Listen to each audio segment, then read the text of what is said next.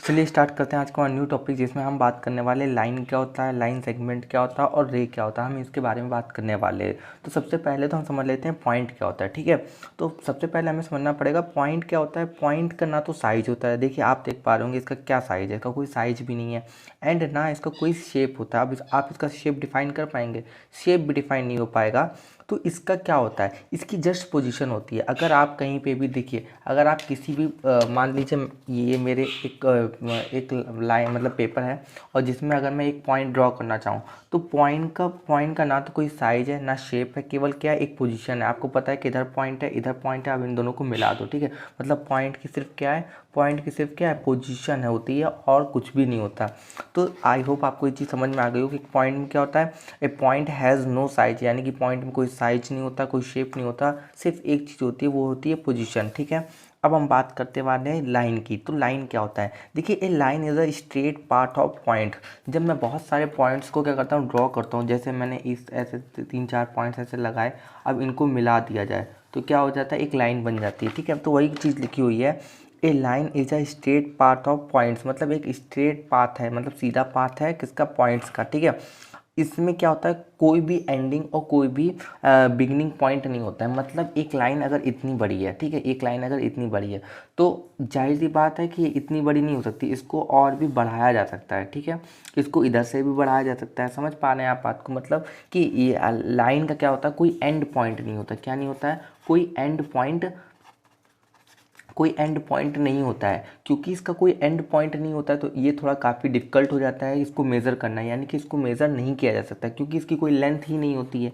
क्या नहीं होती है, इसकी कोई लेंथ नहीं होती। लेंथ क्यों नहीं होती है, देखिए अगर आपकी हाइट की बात की जाए, तो आप जहाँ से खड़े होते हैं वहाँ से, मतलब जो भी दर्जी है या जिसके पास भी आप जाते हैं अपनी हाइट नपवाने के लिए, तो आपको सबसे पहले नीचे फीता रखता है, ऊपर फीता रखता है, उसके बाद नाप देता है। ठीक है, आपके सामने फ़ोटो बन के आ रही होगी कि मतलब जब भी आप कभी भी आप जाते हैं दर्जी के पास अपनी हाइट को नपवाने या किसी और के पास, तो क्या करता है, नीचे से फीता लग के ऊपर ऊपर तक नापता है। लेकिन अगर सोचिए आपकी हाइट ही ना हो, यानी कि आपकी हाइट ही ना हो, तो आपको नापेगा कैसे। उसी तरीके से लाइन की क्या होती, लेंथ नहीं होती, इसको मेज़र करना भी मुश्किल होता है। तो आई होप आप लाइन के बारे में समझ गए हो कि लाइन में क्या होता है कि एक स्ट्रेट क्या होता है, स्ट्रेट पाथ ऑफ पॉइंट्स होता है, लेकिन इसकी क्या होती है, कोई एंडिंग और कोई बिगनिंग और कोई एंडिंग पॉइंट नहीं होता है। क्योंकि इसका कोई एंडिंग और बिगनिंग पॉइंट नहीं है, मतलब इसको कितना भी बढ़ाया जा सकता है।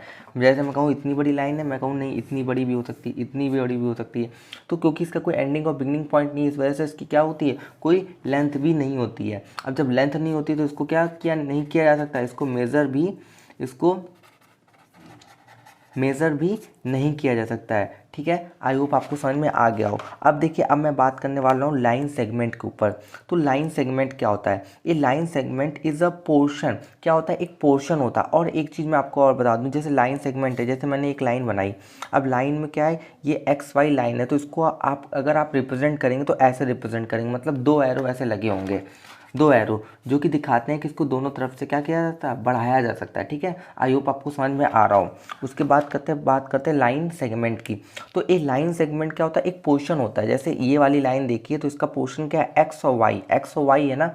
मतलब कि लाइन सेगमेंट क्या होता है, एक पोर्शन होता है, एक लाइन का एक पोर्शन है। ठीक है, मान लीजिए जैसे ये एक लाइन है, क्या है, एक लाइन है, तो मुझे इस लाइन से क्या है, मैंने इतना पोर्शन निकाल लिया, यानी कि इसका मैंने नाम अगर ए बी रख दिया, तो इतना पोर्शन मैंने निकाल दिया। अब देखिए, इसका बिगिनिंग पॉइंट भी है, इसका बिगिनिंग पॉइंट भी है। ठीक है, इसका क्या है, इसका बिगनिंग पॉइंट भी है और इसका क्या है, एंडिंग पॉइंट भी है। ये देखिए, यही तो हमारा मतलब था कि लाइन सेगमेंट में क्या होता है, बिगनिंग और एंडिंग पॉइंट दोनों होता है, तो इसका दोनों पॉइंट है, यानी कि बिगनिंग पॉइंट भी है और एंडिंग पॉइंट भी है। तो ये क्या हो जाएगा, एक लाइन सेगमेंट हो जाएगा। क्या हो जाएगा, एक लाइन सेगमेंट हो जाएगा। ठीक है, अब लाइन सेगमेंट में बिगनिंग और एंडिंग पॉइंट होता है। ठीक है, तो इसको मेज़र भी किया जा सकता है, जबकि लाइन को मेज़र नहीं किया जा सकता। ठीक है, ये लाइन का एक पोर्शन ही होता है, बस इसमें क्या होता है, एंडिंग और बिगनिंग पॉइंट होता है। ठीक है, देखिए मैंने एक दिखाया हुआ है, देखिए एक लाइन है जिसमें से मैंने पोर्शन को निकाल दिया, और ये देखिए मैंने ए बी बता दिया। तो लाइन सेगमेंट को हम ए बी से रिप्रेजेंट करते हैं।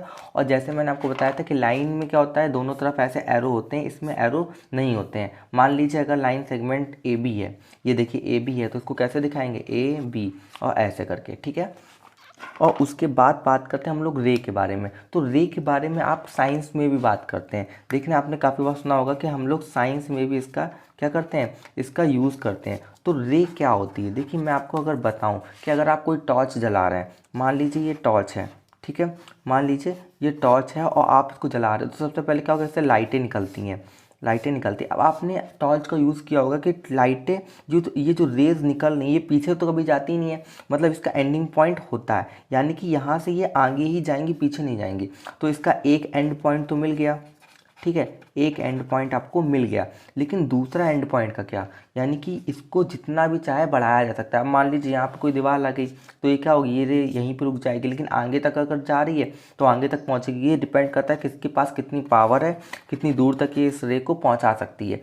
मतलब रे में हमने क्या सीखा, हमने रे में सीखा कि इसका एक एंडिंग पॉइंट होता है, मतलब जहाँ से टॉर्च जल रही है, जहाँ से टॉर्च जल रही है उसके पीछे तो नहीं जाएगी, उसके पीछे नहीं जाएगी, लेकिन आगे जाती है। मतलब रे में क्या होता है, एक एंडिंग पॉइंट होता है, दूसरा एंडिंग पॉइंट नहीं होता है, जिसको कितना भी बढ़ाया जा सकता है। तो आई होप आपको समझ में आ गया कि रे क्या होता है। अब रे को रिप्रेजेंट कैसे करते हैं, मान लीजिए रे, इसका नाम पी और क्यू है, क्या है, इसका नाम पी और क्यू है, तो इसको हम ऐसे दिखाएंगे, पी क्यू और ऐसे करके, जैसे हमारा बना हुआ है वैसे ही करके हम इसको रिप्रेजेंट कर देंगे। तो ये सारी चीज़ें ज्योमेट्री में बहुत ज़्यादा इंपॉर्टेंट है। आपसे पूछा जाता है पॉइंट क्या होता है, कभी कभी शायद डेफिनेशन भी आ जाए छोटे बच्चों की क्लास में।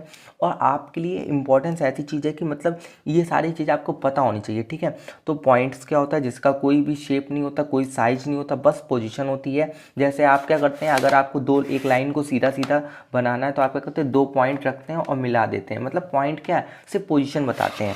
और उसके बाद लाइन क्या होता है, लाइन क्या है, एक स्ट्रेट पाथ होता है बहुत सारे पॉइंट का। मतलब a line is a straight path of a point that has no beginning और नो एंड पॉइंट। मतलब उसका कोई बिगनिंग को कोई एंड पॉइंट नहीं होता है, दोनों तरफ से बढ़ाया जा सकता है, रिप्रेजेंट ऐसे किया जाता है। लाइन सेगमेंट क्या होता है, लाइन सेगमेंट क्या होता है, एक पोर्शन होता है लाइन का जिसका एंडिंग और क्या होता है कि बिगनिंग और एंडिंग पॉइंट होता है, ठीक है। और ये क्या होता है, एक लाइन का ही पोर्शन होता है जिसको इस तरीके से रिप्रेजेंट किया जाता है। और रे, रे आप समझ ही गए हैं, जिसका क्यों क्या होता है, केवल एक एंडिंग पॉइंट होता है, दूसरा कोई एंडिंग पॉइंट नहीं होता है। तो आई होप आपको वीडियो समझ में आया हो। अगर आपको ये वीडियो समझ में आया तो आप प्लीज़ इस चैनल को लाइक, कमेंट और सब्सक्राइब करें। और आपको नेक्स्ट किस टॉपिक पे वीडियो चाहिए वो भी हमें कमेंट करके जरूर बताएं। Thank you.